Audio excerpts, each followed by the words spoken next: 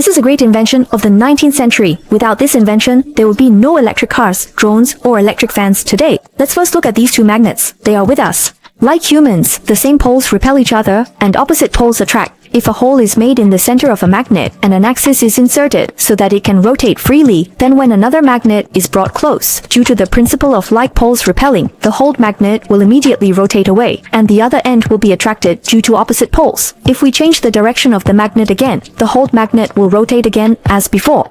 As long as you keep changing the direction of the magnet with the hole will keep spinning. So how can we continuously change the direction of the magnet? This is thanks to a person named Ørsted, who discovered that an electric current generates a magnetic field around it. Then we find a bolt, wrap the wire around it, and connect the ends of the wire to a power source. At this point, the bolt becomes an electromagnet.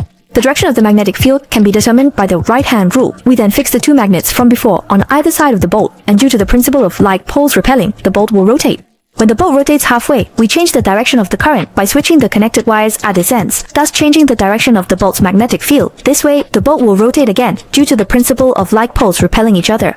As long as you switch the wires quickly enough, the bolt will spin rapidly, but relying on hand speed to drive rotation is not what we want. Now we change the magnet to a curved shape and the coiled bolt to a square metal loop, which we call an armature. When connected to power, the armature becomes an electromagnet and will also rotate due to the effect of the magnets on both sides.